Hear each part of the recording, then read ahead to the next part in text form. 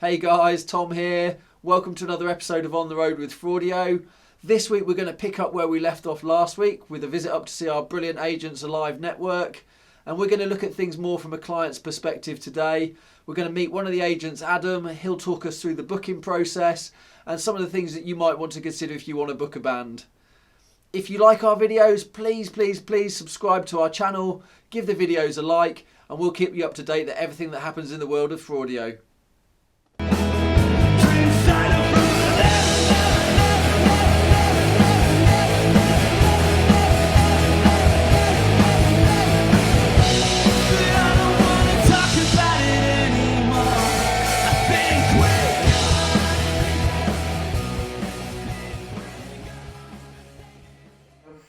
Well, I'm here with Adam. And what's your job role? I am a sales agent slash what are we called? Do you know what you do? Yeah. I'm here to help promote and sell the bands that are involved with the live network. Yeah. Lovely. So, Entertainment coordinator. Just come back to me. there we go. Yeah. You got dad brain. Yeah. Trying to be dad brain. So, booking process. Yeah. What happens? Clients just phone up or email or? It's mostly inbound and has been historically, although that's starting to change now. We're starting to work in other ways where we're reaching out a little bit more. Clients will get in touch either via the website, via an email or a phone call. We then establish what it is they need. A lot of the time, they're fairly in the dark. They think have an idea, but they might not specifically know. What different genres even are. They might think they know, but they might not. So it's kind of our job to first of all make them feel welcome. Yeah. And to listen to what the event's all about, and then we will have a good think about which bands fit best, unless they already have a shortlist. Okay. So that's Does that happen quite often? Yep. A lot of the times, if the band has their own website, then we'll get inquiries directly via the website. So they're often really useful. If a client's put one band in their basket, that's often good to know. It's often a good sign that this client has a clear direction. So it's often good to call them, and then once you find out this is the band I want, then you find out they're unavailable. So no, don't normally. It normally works pretty smoothly. So I guess for a lot of people, they haven't booked a band before, so they don't necessarily know. They might have a vague idea of what they want, but a lot of people get married once, and the whole thing of I guess it's a lot of pressure because it can make or break a wedding, I suppose, or at least the party element of it. If the band isn't what you really wanted or it doesn't live up to expectations, and if you've never booked that before, I guess they're putting a lot of trust in you to steer them through. So what would you say clients need to look out for or to think about before when they're booking a band or looking to book a band? Obviously, the obvious ones come into play are budget, and be realistic about your budget. But one of the things that I do think is your gut instinct. So, often a client, if you give them too many options, they can talk themselves out of what they wanted in the first place. So, gut instinct is quite strong, I think. When you there is loads of choice, on the site. So. If you, some of our clients will spend days, literally days, before they even come to us, having listened to lots of stuff. Yeah. So I would think the important things are, go with your gut instinct, be clear about, your budget and realistic about what you're hoping to get. And then, it's good if you've already got the venue and the date sorted. Yeah. A lot of the time, you can do an awful lot of work. Happens more so with corporate market or military balls and stuff like that than it does with weddings. But when you've got everything in place and all the timings and the spreadsheets and the timeline sorted, and then the date changes, and then they change it again and again. It's like you've now got to tell each band it's not that date, and so I would think is, be clear about your date, your budget, and what you want. I suppose checking with a venue, making sure your venue is suitable for live music. Yeah, it would be great if clients did that. I think it is part of the agent's job. I think it's part of our. I mean, it's quite good the way care. you do things with our sort of backstage area where the bands can review venues that we can all look and see if there's going to be a particular problem, and you guys are pretty good at flagging up venues that are a problem. Yeah. The problem we have a lot of time is venues aren't particularly honest with clients. Yeah. We have bands here all the time. Never see the same band because they refuse to come back. But we have bands here all the time, and it's just not something I suppose a client would think about. It's harsh, but I think a lot of the time that's the venue, and they're so quick to take a deposit from a young couple and say, yeah, we have entertainment all the time. The reality is, you can't go above 10 decibels. Obviously not that, but we do have situations that are just unworkable. Yeah. But I do think it's our responsibility, our duty of care, really, also to look into that for the client, to make that phone call to that venue, check loading, check access, managing expectations as well. I suppose we've come across it quite a lot. Yeah. Where it's a client is booking a band like us, who are, not an overly loud band, but we're a rock band, so you expect a certain feel from that. Oh, definitely. And then we've got to a venue where we've got to use their own system, which is speakers like that. Yeah. And you can hear the instruments acoustically over the top of what's been amplified. It's that, isn't it? It's, and it's not what they've paid for. No. And that's when we feel bad. And do you through feel no fault of guilty? our own? Yeah. We can't provide the service that we. It's no fun for us either. No. As well as feeling bad for the client, we can't rock out, man. It's a real lose-lose because often sometimes the client will want to take that out on the band, and the venue will be very quick to join in and put the boot in any direction but theirs. So, that's it's a problem. I think since we started working a little bit differently with some of our larger, again, more corporate clients, not sort of weddingy ones, then we're doing a bit more outreach. So Mark sometimes will go to a venue and have a look at it and have a rough plan and what's going where on the day. So for things like that, it's great. It gives us an insight.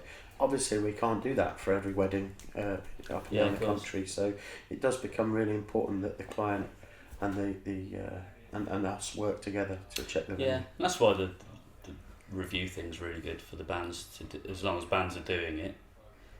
It really helps each other out. And it helps us out as well with a venue we've played before, it might have been 4 years ago, and go, what was that like? And then we just look at the review we gave it like the day after when it was fresh. Yeah. And go, oh, okay, that was fine. Or we need to take an electric drum kit to that one because it's... But I think it's kind of... It's self-perpetuating, well, not self-perpetuating, but it really helps when you put a review on, a band puts a review on.